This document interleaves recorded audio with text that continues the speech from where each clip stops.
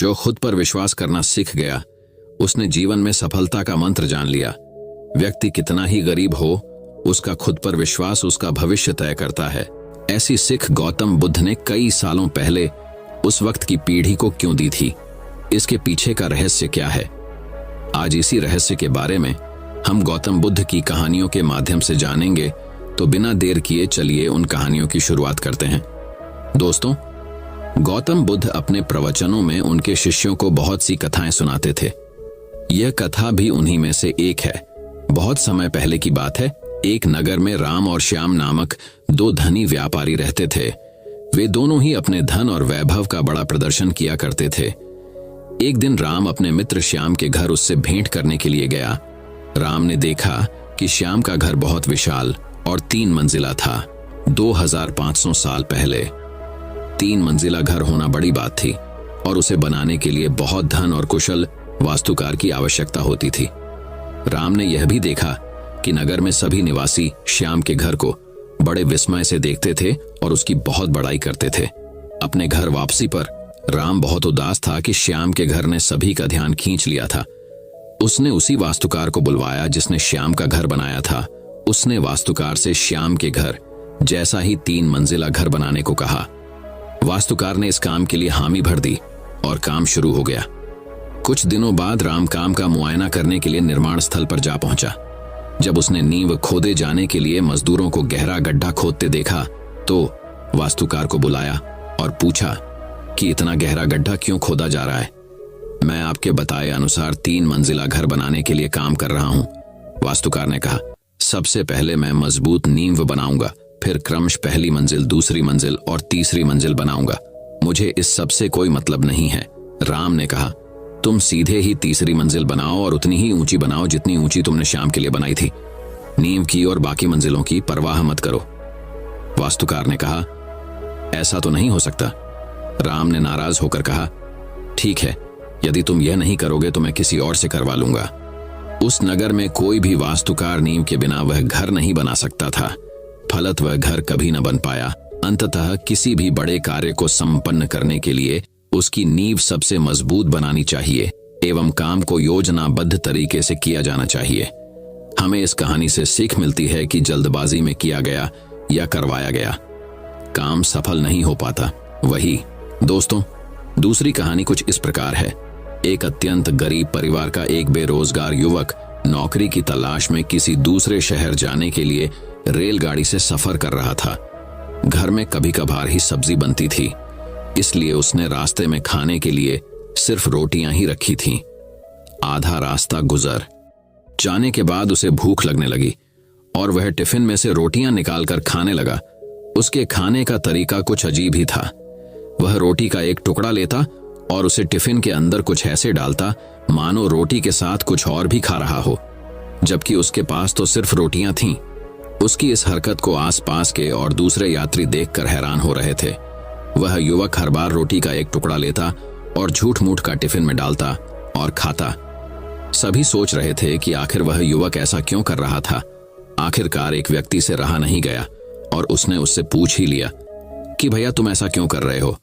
तुम्हारे पास सब्जी तो है ही नहीं, फिर रोटी के टुकड़े को हर बार खाली टिफिन में डालकर ऐसे खा रहे हो मानो उसमें सब्जी हो। तब उस युवक ने जवाब दिया, भैया, इस खाली ढक्कन में सब्जी नहीं है, लेकिन मैं अपने मन में यह सोचकर खा रहा हूं कि इसमें बहुत सारा अचार है। मैं अचार के साथ रोटी खा रहा हूं। फिर व्यक्ति ने पूछा, खाली ढक्कन में अचार सोचकर सूखी रोटी को खा रहे हो, तो क्या तुम्हें अचार का स्वाद आ रहा है? हाँ, बिल्कुल आ रहा है। मैं रोटी के साथ अचार सोचकर खा रहा हूं और मुझे बहुत अच्छा भी लग रहा है, युवक ने जवाब दिया। उसके इस बात को आसपास के यात्रियों ने भी सुना और उन्हीं में से एक व्यक्ति बोला, जब सोचना ही था तो तुम अचार की जगह पर मटर पनीर सोचते, शाही गोभी सोचते, तुम्हें इनका स्वाद मिल जाता। तुम्हारे कहने के मुताबिक तुमने अचार सोचा तो अचार का स्वाद आया, तो और स्वादिष्ट चीजों के बारे में सोचते तो उनका स्वाद आता। सोचना ही था तो भला छोटा क्यों सोचे? तुम्हें तो बड़ा सोचना चाहिए था।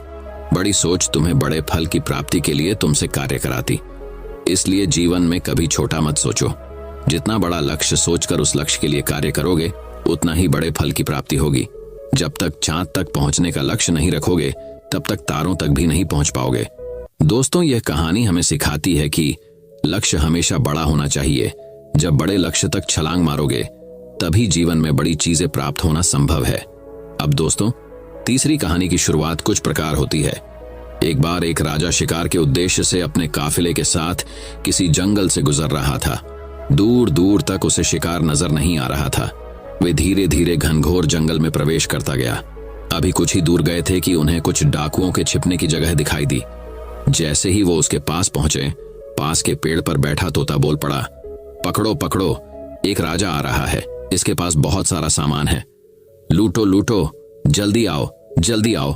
तोते की आवाज सुनकर सभी डाकू राजा की ओर दौड़ पड़े। डाकुओं को अपनी ओर आते देखकर राजा और उसके सैनिक दौड़कर भाग खड़े हुए।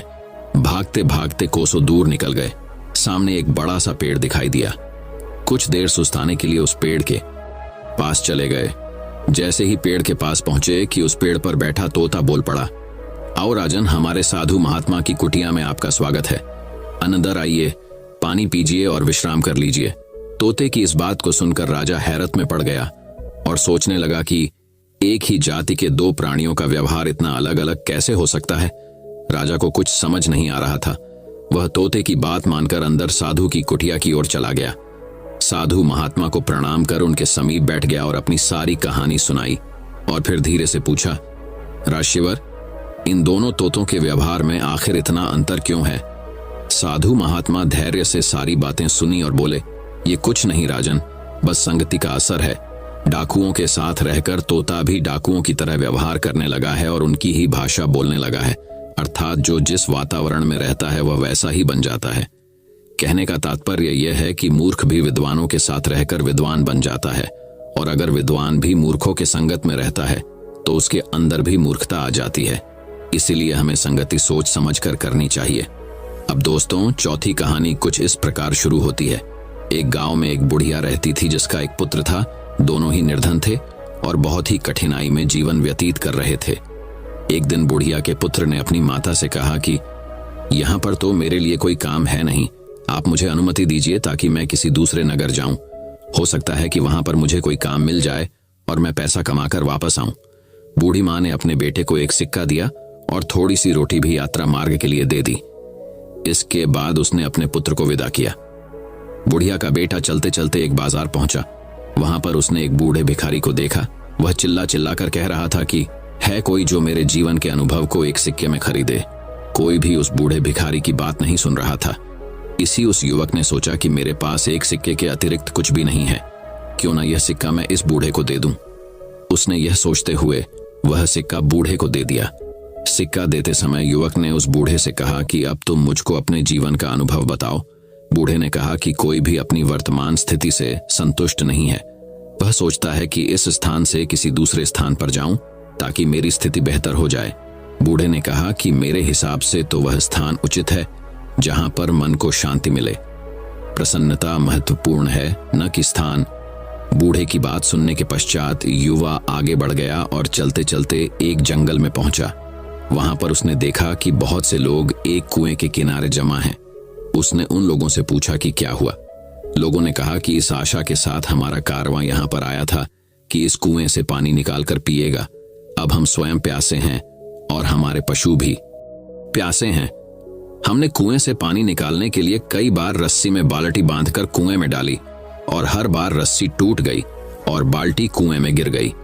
अंत में हमने एक व्यक्ति को कुएं में भेजा ताकि वह हमारी बाल्टियों को वापस ले आए, किंतु वह भी वापस नहीं आया। पता नहीं कुएं में क्या है। युवक जो अपने घर से काम के लिए ही निकला था, उसने यह सोचा कि इन लोगों को अपनी योग्यता और क्षमता को प्रदर्शित करने का यह बहुत अच्छा अवसर है। हो सकता है कि कारवां के लोग इसे देखकर मुझे कोई काम सौंप दें। उसने कारवां वालों को संबोधित करते हुए कहा कि यदि आप अनुमति दें तो मैं कुएं में जाकर देखूं कि वहां पर क्या है। कारवां वालों ने उसे तुरंत ही कुएं में जाने की अनुमति दे दी, क्योंकि वे स्वयं इस कार्य से डर रहे थे। उन्होंने युवक की कमर में रस्सी बांधी और उसे कुएं में भेज दिया। वह दीवार के सहारे धीरे धीरे कुएं में उतर रहा था। जैसे ही वह पानी के निकट पहुंचकर बाल्टियों को ढूंढने का प्रयास कर रहा था, एकदम से उसने एक बहुत बड़े काले देव को देखा। देव ने उससे कहा कि तुम यहां पर क्या कर रहे हो। देव को देखकर नौजवान डर गया। उसने देव को सलाम किया। इस पर देव हंसा और बोला, सलाम सुरक्षा लाता है। तुम मुझको एक सज्जन युवक लग रहे हो। मैं तुमसे एक प्रश्न करना चाहता हूँ। यदि तुमने मेरे प्रश्न का सही उत्तर दे दिया तो मैं तुम्हें यह अनुमति दूंगा कि कुएं से पानी लेकर सुरक्षित वापस चले जाओ। यदि तुमने मेरी बात का सही उत्तर नहीं दिया तो मैं तुमको भी उन्हीं लोगों की भांति यहाँ पर बंदी बनाऊंगा जो तुमसे पहले यहाँ पर आए थे। ऐसे में युवक ने सोचा कि तुम्हें क्या परेशानी थी जो यहाँ पर आए, लेकिन अब इन बातों से कोई लाभ नहीं था। सोच विचार उसने देव से कहा कि ठीक है, मुझको तुम्हारी बात का स्वीकार है, तुम अपना प्रश्न पूछो। देव ने युवा से कहा कि यह बताओ कि खुशी कहाँ है। देव का प्रश्न सुनकर युवा ने कहा कि मालूम है कि खुशी तो धरती पर ही है। फिर उसने सोचा कि यदि मैं उसको यही उत्तर दूंगा तो हो सकता है कि उसे बुरा लगे, क्योंकि उसका घर तो अंधेरे कुएं में है। अभी वह यह सोच ही रहा था कि युवक को बूढ़े फकीर की बात याद आई। बूढ़े की बात जैसे ही उसके मन में आई वह बहुत प्रसन्न हुआ। इसके बाद उसने देव से कहा कि जानते हो खुशी कहाँ है? जहां पर मन प्रसन्न है वहीं पर खुशी है। उसकी बात सुनकर देव बहुत प्रसन्न हुआ। उसने कहा कि तुम्हारी बातों से पता चलता है कि तुम बहुत समझदार और अनुभवी हो। तुमसे पहले जिससे मैंने यह प्रश्न किया था उसने मुझसे कहा था कि धरती पर पाए जाने वाले बाग खुशी का स्थल है, जबकि मुझको तो यही स्थान अच्छा लगता है और मैं इसे ही पसंद करता हूं। देव ने कहा कि जाओ, बाल्टियों को ले जाओ, मैं तुमको 3 अनार दूंगा।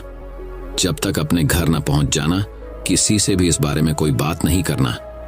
युवक ने देव का आभार व्यक्त किया, बाल्टियों को पानी से निकालकर एकत्रित किया और उनको पानी से भरकर वापस ऊपर भेज दिया। उसके बाद वह भी कुएं से सुरक्षित वापस निकल आया। बाहर आने के बाद उसने देव की कहानी कारवां वालों को सुनाई, किंतु अनार के बारे में उसने उनसे कुछ भी नहीं कहा। कारवां वालों से उसका आभार व्यक्त किया। फिर युवक कारवां के साथ अपने नगर वापस आ गया। जब वह अपने नगर पहुंचा तो कारवां वालों ने उसे एक गाय और भेड़ उपहार स्वरूप दी। उन्होंने कहा कि हम कुछ समय तक तुम्हारे नगर में रहेंगे। जब हम यहाँ से वापस जाएंगे तो तुम भी हमारे साथ आ सकते हो और हमारे लिए काम कर सकते हो। इसके बाद युवक ने कारवां वालों से विदा ली और अपने घर की ओर चल पड़ा। अपने पुत्र को देखकर उसकी माता बहुत प्रसन्न हुई। उसने कहा कि बहुत अच्छा हुआ कि तुम आ गए, मुझको तो आशा नहीं थी कि तुम इतनी जल्दी वापस आ जाओगे। युवक ने कहा कि अब तक मुझे एक गाय और एक भेड़ उपहार में मिल चुकी है। कुछ दिनों के बाद अब मैं कारवां वालों के साथ उनके जा सकता हूँ और उनके लिए काम कर सकता हूँ। रात को माँ और बेटे ने खाना खाया। माँ थकी हुई थी, अंततः जल्द सो गई। युवक ने अपनी जेब से एक अनार निकाला और उसका एक टुकड़ा काटा। अनार के दाने बहुत चमक रहे थे, जो जगमगाते रत्न की भांति थे। युवक को पता चला कि अनार के दाने बहुमूल्य रत्न हैं। ये जानकर वह बहुत खुश हुआ। वह कारवां के साथ यात्रा पर नहीं गया। उसने कुछ रत्न लिए और उन्हें जाकर बाजार में बेच दिया। उनसे मिलने वाले पैसों से उसने एक दुकान खरीदी और व्यापार आरंभ किया। जब भी लोग किसी ऐसे व्यक्ति को देखते हैं जो अनुपयुक्त स्थान पर रहता हो या उसकी आय कम हो और बड़ी कठिनाइयों में जीवन व्यतीत करता हो, ऐसे व्यक्ति को कोई मूल्यवान नहीं समझता। लेकिन जीवन के सबसे बड़ी सीख ये कहानी हम बताती है, वो है खुशी वहीं पर है जहां मन प्रसन्न हो। दोस्तों, अब 5वीं कहानी कुछ इस प्रकार शुरू होती है। एक बार की बात है, एक गांव में एक सेठ रहता था। उसका एक ही बेटा था जो व्यापार के काम से परदेश गया हुआ था। सेठ की बहू एक दिन कुएं पर पानी भरने गई। घड़ा जब भर गया तो उसे उठाकर कुएं के मुंडेर पर रख दिया और अपना हाथ मुंह धोने लगी। तभी कहीं से 4 राहगीर वहां आ पहुंचे। एक राहगीर बोला, बहन, मैं बहुत प्यासा हूं, क्या मुझे पानी पिला दोगी? सेठ की बहू को पानी पिलाने में थोड़ी झिझक महसूस हुई, क्योंकि वह उस समय कम कपड़े पहने हुए थी। उसके पास लौटा या ग्लास भी नहीं था जिससे वह पानी पिला देती। इसी कारण वहां उन राहगीरों को पानी पिलाना उसे ठीक नहीं लगा। बहू ने उससे पूछा, आप कौन हैं? राहगीर ने कहा, मैं एक यात्री हूं। बहू बोली, यात्री तो संसार में केवल 2 ही होते हैं, आप उन दोनों में से कौन हैं? अगर आपने मेरे इस सवाल का सही जवाब दे दिया तो मैं आपको पानी पिला दूंगी, नहीं तो मैं पानी नहीं पिलाऊंगी। बेचारा राहगीर उसकी बात का कोई जवाब नहीं दे पाया। तभी दूसरे राहगीर ने पानी पिलाने की विनती की। बहू ने दूसरे राहगीर से पूछा, अच्छा तो आप बताइए कि आप कौन हैं? दूसरा राहगीर तुरंत बोल उठा, मैं तो एक गरीब आदमी हूं। सेठ की बहू बोली, भैया, गरीब तो केवल 2 ही होते हैं, आप उनमें से कौन हैं? प्रश्न सुनकर दूसरा राहगीर चकरा गया। उसको कोई जवाब नहीं सूझा तो वह चुपचाप हट गया। तीसरा राहगीर बोला, बहन, मुझे बहुत प्यास लगी है, ईश्वर के लिए तुम मुझे पानी पिला दो। बहू ने पूछा, अब आप कौन हैं? तीसरा राहगीर बोला, बहन, मैं तो एक अनपढ़ गंवार हूं। यह सुनकर बहू बोली, अरे भाई, अनपढ़ गंवार तो इस संसार में बस दो ही होते हैं, आप उनमें से कौन हैं? बेचारा तीसरा राहगीर भी कुछ बोल नहीं पाया। अंत में चौथा राहगीर आगे आया और बोला, बहन, मेहरबानी करके मुझे पानी पिला दें। प्यासे को पानी पिलाना तो बड़े पुण्य का काम होता है। सेठ की बहू बड़ी ही चतुर और होशियार थी। उसने चौथे राहगीर से पूछा, आप कौन हैं? वह राहगीर अपनी खींच छिपाते हुए बोला, मैं तो बहन बड़ा ही मूर्ख हूं। बहू ने कहा, मूर्ख तो संसार में केवल दो ही होते हैं, आप उनमें से कौन हैं? वह बेचारा भी उसके प्रश्न का उत्तर नहीं दे सका। चारों पानी पिए बगैर ही वहां से जाने लगे तो बहू बोली, यहां से थोड़ी ही दूर पर मेरा घर है, आप लोग कृपया वहीं चलिए, मैं आप लोगों को पानी पिला दूंगी। चारों राहगीर उसके घर की तरफ चल पड़े। बहू ने इसी बीच पानी का घड़ा उठाया और छोटे रास्ते से अपने घर पहुंच गई। उसने घड़ा रख दिया और अपने कपड़े ठीक तरह से पहन लिए। इतने में वे चारों राहगीर उसके घर पहुंच गए। बहू ने उन सभी को गुड़ दिया और पानी पिलाया। पानी पीने के बाद वे राहगीर अपनी राह पर चल पड़े। सेठ उस समय घर में एक तरफ बैठा यह सब देख रहा था। उसे बड़ा दुख हुआ। वह सोचने लगा, इसका पति तो व्यापार करने के लिए परदेश गया है और यह उसकी गैर हाजिरी में पराए मर्दों को घर बुलाती है, उनके साथ हंसती बोलती है। इसे तो मेरा भी लिहाज नहीं है। यह सब देख अगर मैं चुप रह गया तो आगे से इसकी हिम्मत और बढ़ जाएगी। मेरे सामने इसे किसी से बोलते बतियाते शर्म नहीं आती तो मेरे पीछे न जाने क्या क्या करती होगी। फिर एक बात यह भी है कि बीमारी कोई अपने आप ठीक नहीं होती, उसके लिए वैद्य के पास जाना पड़ता है। क्यों न इसका फैसला राजा पर ही छोड़ दूं?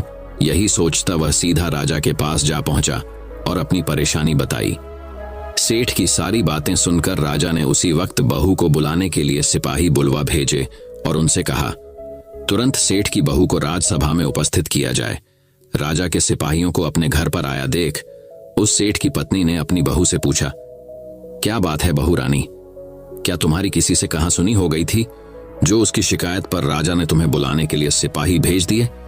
बहू ने सास की चिंता को दूर करते हुए कहा, नहीं सासू मां, मेरी किसी से कोई कहां सुनी नहीं हुई है, आप जरा भी फिक्र न करें।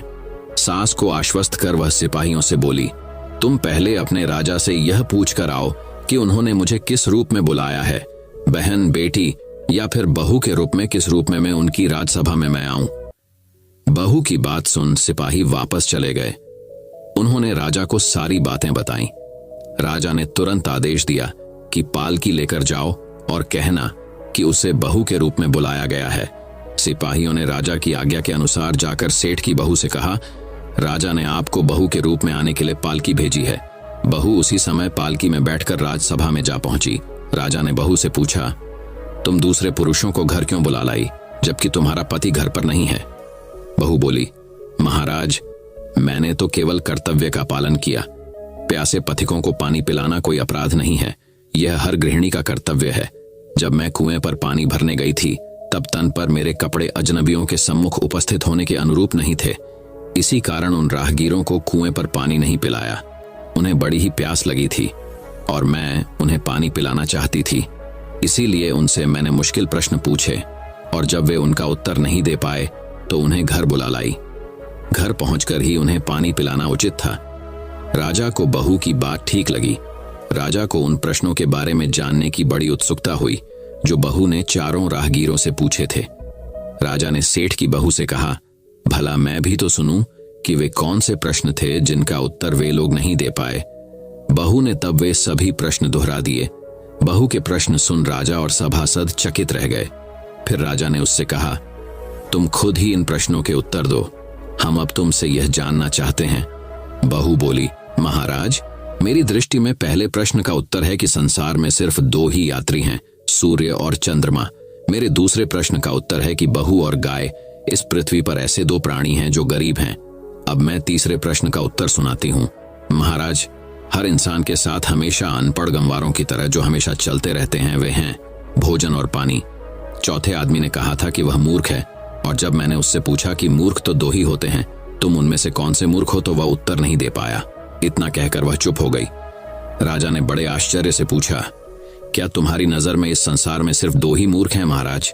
इस घड़ी, इस समय मेरी नजर में सिर्फ 2 ही मूर्ख हैं। राजा ने कहा, तुरंत बतलाओ कि वे 2 मूर्ख कौन हैं। इस पर बहू बोली, महाराज मेरी जान बख्श दी जाए तो मैं इसका उत्तर दूं। राजा को बड़ी उत्सुकता थी यह जानने की कि वे 2 मूर्ख कौन हैं।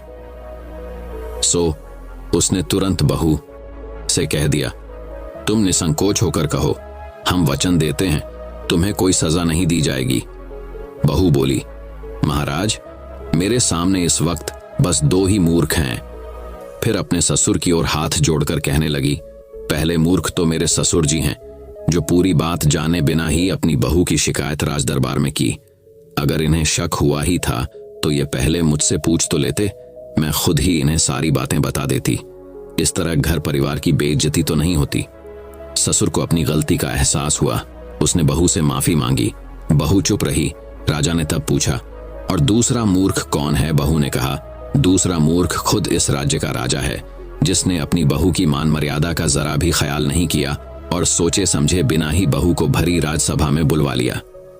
बहू की बात सुनकर राजा पहले तो क्रोध से आग बबूला हो गया, परंतु तभी सारी बातें उसकी समझ में आ गईं। समझ में आने पर राजा ने बहू को उसकी समझदारी और चतुराई की सराहना करते हुए उसे ढेर सारे पुरस्कार देकर सम्मान सहित विदा किया। दोस्तों, अब छठी कहानी कुछ इस प्रकार शुरू होती है। बहुत समय पहले की बात है। एक गांव में एक धनी सेठ रहता था। उसके बंगले के पास एक जूते सिलने वाले गरीब मोची की एक छोटी सी दुकान थी। उस मोची की एक खास आदत थी कि वो जब भी जूते सिलता तो भगवान के भजन गुनगुनाता रहता था। लेकिन सेठ ने कभी उसके भजनों की तरफ ध्यान ही नहीं दिया। एक दिन सेठ व्यापार के सिलसिले में विदेश गया और घर लौटते वक्त उसकी तबीयत बहुत खराब हो गई। लेकिन पैसे की कोई कमी तो थी नहीं। सो देश विदेशों से डॉक्टर, वैद्य, हकीमों को बुलाया गया, लेकिन कोई भी सेठ की बीमारी का इलाज नहीं कर सका। अब सेठ की तबीयत दिन प्रतिदिन खराब होती जा रही थी। वह चल फिर भी नहीं पाता था। एक दिन वह घर में अपने बिस्तर पे लेटा था। अचानक उसके कान में मोची के भजन गाने की आवाज सुनाई दी। सेठ को आज मोची के भजन कुछ अच्छे लग रहे थे। कुछ ही देर में सेठ इतना मंत्रमुग्ध हो गया कि उसे ऐसा लगा जैसे वो साक्षात परमात्मा से मिलन कर रहा हो। मोची के भजन सेठ को उसकी बीमारी से दूर लेते जा रहे थे। कुछ देर के लिए सेठ भूल गया कि वह बीमार है। उसे अपार आनंद की प्राप्ति हुई। कुछ दिन तक यही सिलसिला चलता रहा। अब धीरे धीरे सेठ के स्वास्थ्य में सुधार आने लगा। एक दिन उसने मोची को बुलाया और कहा, मेरी बीमारी का इलाज बड़े बड़े डॉक्टर नहीं कर पाए, लेकिन तुम्हारे भजन ने मेरा स्वास्थ्य सुधार दिया। ये लो 1000 रुपए इनाम। मोची खुश होते हुए पैसे लेकर चला गया। लेकिन उस रात मोची को बिल्कुल नींद नहीं आई।